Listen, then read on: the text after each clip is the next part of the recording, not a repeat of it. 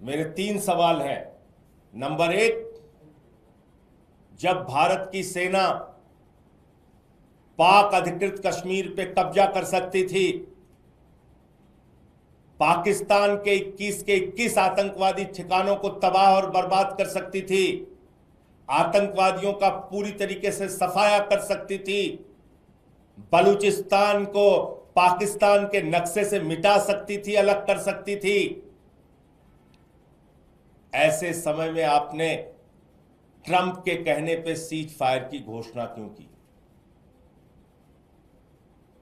Number 2, पूरा देश ये पूछ रहा है, ऑपरेशन सिंदूर की शुरुआत तो उन बहनों के माथे के जो सिंदूर उजाड़े गए थे उसके लिए हुई थी, और उन सिंदूर को उजाड़ने वाले 4 खूंखार आतंकवादी कहां हैं? वो पाकिस्तानी आतंकवादी कहां हैं?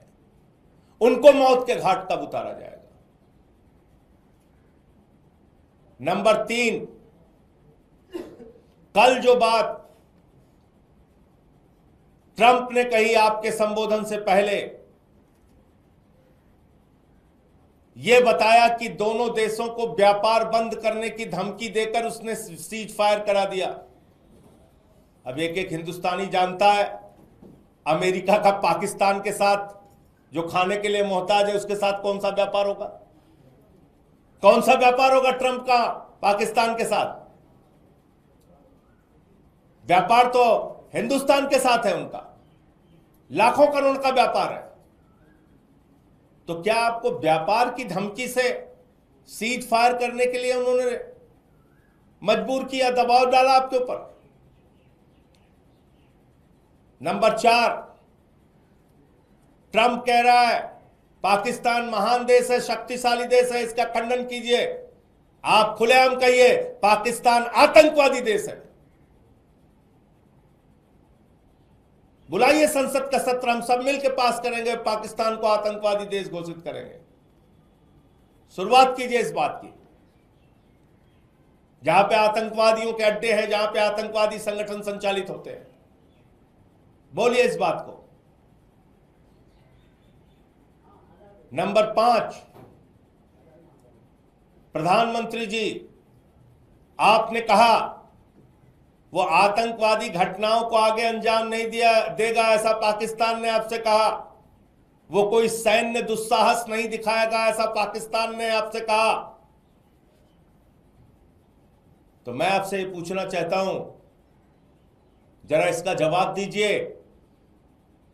बताइए इस बात को देश को कि जैसे ही सीज फायर का ऐलान हुआ 3 घंटे के बाद सीज फायर का उल्लंघन हिंदुस्तान के कई शहरों में हुआ। कैसे सैन्य दुस्साहस दिखाया पाकिस्तान ने? जवाब दीजिए इसका। आपके गृह राज्य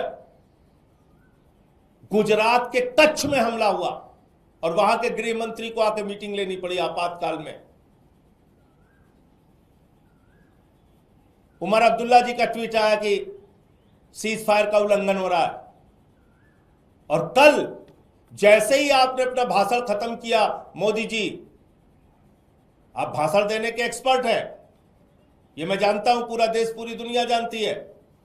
भले ही पाकिस्तान के, हिंदुस्तान के ऐसे गंभीर और संवेदनशील मसले पे सर्वदलीय बैठक हो रही हो, लेकिन आप चुनावी रैली करने के लिए, भाषण देने के लिए बिहार जाते हैं। मुझे मालूम है,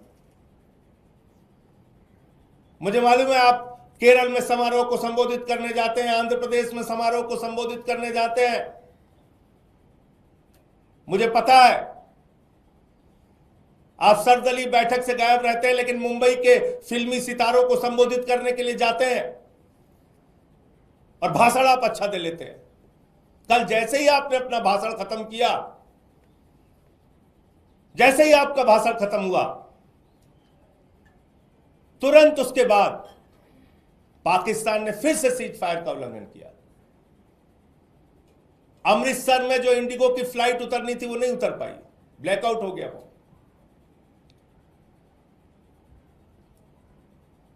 आप पाकिस्तान पे भरोसा कर रहे हैं? जवाब दीजिए, उनका सैन्य दुस्साहस फिर से कैसे जागा और कैसे उनकी हिम्मत हुई सीज फायर का उल्लंघन करने की। मैं फिर से एक बार भारतीय सेना के पराक्रम और शौर्य को नमन करता हूं। मैं फिर से एक बार भारतीय सेना की बहादुरी को नमन करता हूं, सिर झुका के नमन करता हूं। और मैं निश्चित रूप से कहना चाहता हूं फिर दोहराकर कि अगर भारत की सेना को रोका नहीं गया होता तो पाक अधिकृत कश्मीर हमारा होता, बलूचिस्तान पाकिस्तान से अलग होता, 21 आतंकी ठिकानों को तबाह और बर्बाद कर गया होता और पहलगाम के वो 4 खूंखार आतंकवादी जिन्होंने हमारी बहनों के सिंदूर उजाड़े, उनको मौत के घाट उतार दिया गया होता। और ऐसे समय में अमेरिकी राष्ट्रपति के दबाव में मोदी जी ने जो काम किया उस पर उनको सामने आके जवाब देना चाहिए और बताना चाहिए ट्रंप जिस तरीके से 140 करोड़ हिंदुस्तानियों का अपमान कर रहा है, राष्ट्र के स्वाभिमान और सम्मान के साथ खिलवाड़ कर रहा है, उस पर प्रधानमंत्री को सामने आके उन बातों का खंडन करना चाहिए और उसका जवाब देना चाहिए। हमसे जुड़े रहने के लिए हमारे YouTube चैनल को सब्सक्राइब करें और नई वीडियो की नोटिफिकेशन के लिए बेल आइकॉन को दबाएं।